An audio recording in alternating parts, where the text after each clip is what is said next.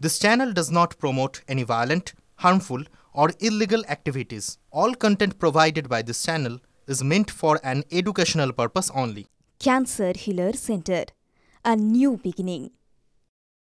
ভুয়ো ভোটার ইস্যুতে দিল্লিতে নির্বাচন কমিশনে বিজেপির প্রতিনিধি দল, সরাসরি নজর রাখা যাক। পশ্চিমবঙ্গের যাদের নাম অন্য জায়গায় রিপিটেড হয়েছে, অর্থাৎ ডুপ্লিকেট নাম আছে, এবং এটা মমতা বন্দ্যোপাধ্যায় এবং তার পকেটের অফিসারদের দিয়ে তৈরি করে পশ্চিমবঙ্গে যে সিইও অফিস আছে, ওটা তৃণমূল কংগ্রেসের দ্বিতীয় একটি অফিস, তার থেকে বেশি কিছু নয়।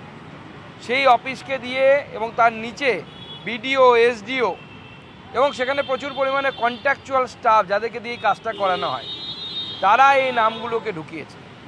শুধু তাই নয়, যে এপিক নিয়ে যে বিতর্ক মমতা বন্দ্যোপাধ্যায় তৈরি করার চেষ্টা করছে, সেই তথ্যও আমরা নির্বাচন কমিশনের কাছে তুলে দিয়েছি যে অন্যান্য রাজ্যে প্রায় 323খানা এরকম এপিক নাম্বার পাওয়া যাচ্ছে, যেটা পশ্চিমবঙ্গে আছে, অন্যান্য রাজ্যেও আছে। আমাদের নিজের রাজ্যের মধ্যে 7235খানা ভোটার কার্ড আছে, যে ভোটার কার্ডের এপিক নাম্বার সেম, ব্যক্তি আলাদা। যদিও এই বিষয়টিকে মমতা বন্দ্যোপাধ্যায় জল ঘোলার করার চেষ্টা করছেন, কিন্তু যে এপিক নাম্বার যে বুথে অ্যাসাইন, সেই বুথেই সে ভোট দিতে পারবে, অন্য জায়গায় ভোট দিতে পারবে না। কিন্তু তার থেকেও বেশি গুরুত্বপূর্ণ হচ্ছে এই যে 13 লক্ষ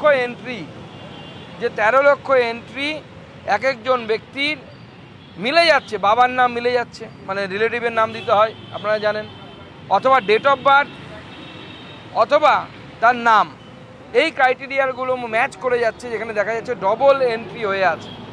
এবং তার সাথে সাথে আমরা নির্বাচনে এবং নির্বাচন উত্তর এবং নির্বাচন পূর্বে যে বাংলাতে যে হিংসার বাতাবরণ আছে, হিংসা চলছে এবং চলে, তার ফলে যে ডেমোক্রেটিক ওয়েতে অন্যান্য রাজ্যে ভোটার রোলের কালেকশন হওয়া সম্ভব, সেটা বাংলায় সম্ভব হচ্ছে না।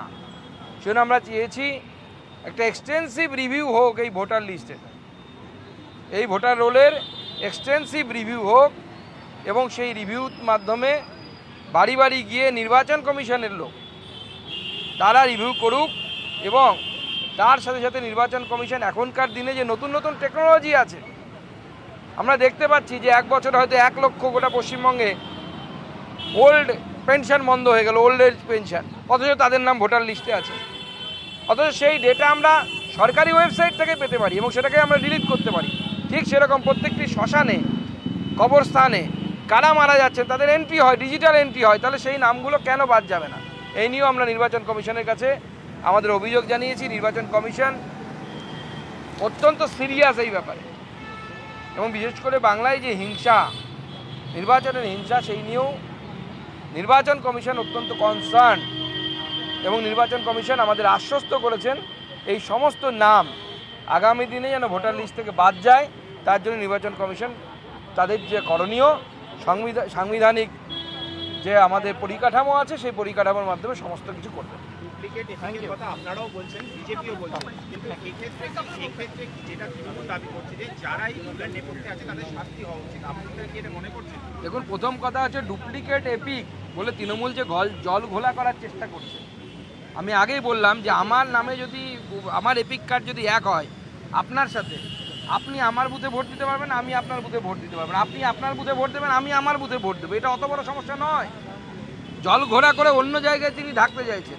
সমস্যা যদি দুটো অ্যাসেম্বলিতে আমার নাম থাকে, আমার ছবি থাকে, আমি এক জায়গায় ভোট দিলাম, ফার্স্ট ফেজে ভোট দিলাম উত্তরবঙ্গে, থার্ড ফেজে গিয়ে ভোট দিলাম দক্ষিণবঙ্গে, হয়ে গেল কাজ। এইটা বেশি গুরুত্বপূর্ণ। আর শাস্তি কাকে দেবেন? ভোটার লিস্ট কারা তৈরি করে? সিইও তৈরি করে। সিইও অফিস ইলেকশনের সময় বাদ দিয়ে কেন্দ্রীয় নির্বাচন কমিশনের সামনে না, মানে আন্ডারে না। সিইও কিভাবে নিয়োগ হয়? মুখ্যমন্ত্রী 3খানা নাম পাঠাবেন, সেখান থেকে এনারা একটা নাম সিলেক্ট করবেন। তো মুখ্যমন্ত্রী 3খানা নাম পাঠাচ্ছেন, সিইওর নিচে কাজ করে ডিএম এর নিচে কাজ করে এসডিও, বিডিও। বলুন এর মধ্যে কোনটা বিজেপির বা অন্য কারো লোক আছে? সবাই তো দিদিমণির লোক।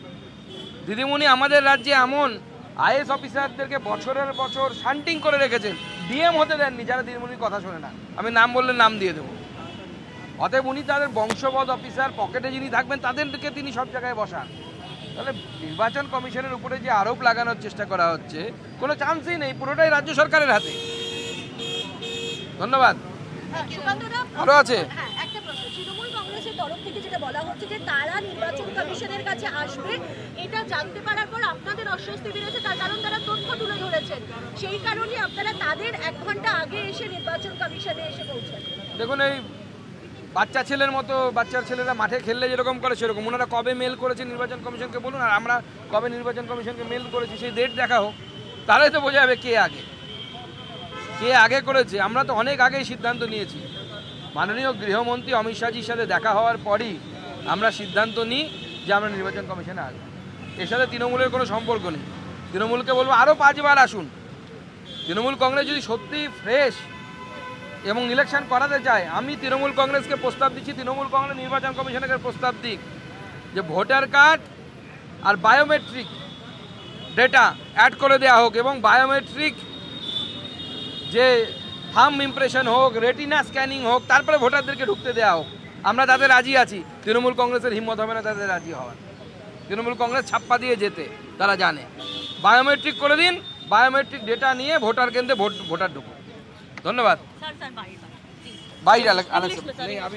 এই মুহূর্তে আরো একটা খবর দিয়ে আপনাদের, তৃণমূলের মুসলিম বিধায়কদের বেলাগাম হুমকি শুভেন্দু অধিকারীর। ক্ষমতায় এলে তৃণমূলের মুসলিম বিধায়কদের চ্যাংদোলা করে রাস্তায় ফেলার হুমকি বিরোধী দলনেতার। মমতা বন্দ্যোপাধ্যায়কেও হারানোর হুঁশিয়ারি শুভেন্দু। পড়া না, বেপরোয়া, অসাংবিধানিক, অধ্যত্ত এই কাজ কেজরিওয়াল করেছিল। বিজেন্দ্র গুপ্তা একা বিজেপির এমএলএ ছিলেন, বাইরে ফেলেছিলেন। আজকে বিজেন্দ্র গুপ্ত স্পিকার, বিমান ব্যানার্জিকে, মমতা ব্যানার্জিকে হারাবো, আর ওদের দলের যে কটা মুসলমান এমএলএ জিতে আসবে, বিজেপি সরকারে আসবে, চ্যাংদোলা করে তুলে রাস্তায় ফেলবো। এই রাস্তায় ফেলবো, এই রাস্তায় ফেলবো, 10 মাস পরে এই রাস্তায় ফেলবো। শুভেন্দু অধিকারীর মতো উগ্র হিন্দুবাদকে কি করে দাবি রাখতে হয় অন্য কেউ না জানলে হুমায়ুন কবির খুব ভালো জানে। হুমায়ুন কবির এর আগেও শুভেন্দু অধিকারীকে এই শাসক দলে ছিল, তখন তাকে ক্ষমতা দেখাতে এসেছিল, তার জবাব দিয়েছি। প্রয়োজনে কলকাতার বুকেই শুভেন্দু অধিকারীকে চ্যাংদোলা করে তুলে আমি বাবুঘাটের গঙ্গায় চুবাবো। আমি হুমায়ুন কবির বলছি, ওর ক্ষমতা থেকে মেদিনীপুর থেকে এসে কলকাতায় আমার সাথে লড়বে। এবার আমরা চলে যাব এইসব রাজনীতির ঢিল ছোড়াছড়ি থেকে অনেক দূরে, শান্ত এক পুকুর পাড়ে, যেখানে ছিপ হাতে একা বসে দিলীপ ঘোষ এক মনে ছিপ ধরে বসে বড় মাছের আশায়। বললেন রাজ্যে 26-এর ভোটের আগে বড় মাছ ধরার প্র্যাকটিস। রাজ্য রাজনীতিতে তিনি বরাবরই তুখোর মৎস্য শিকারী। ফুরসত পেলেই ছিপ হাতে তাকে মাছ ধরতে দেখা যায়।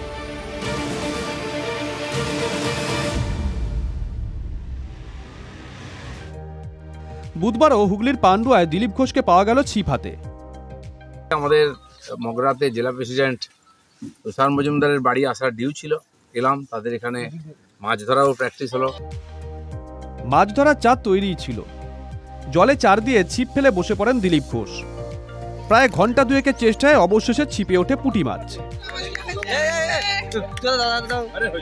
দলের এক কর্মীর ছিপে রুইচাঁদ মাছকে খেলিয়ে তুলে শেষ পর্যন্ত রণে ভঙ্গ দেন দিলীপ।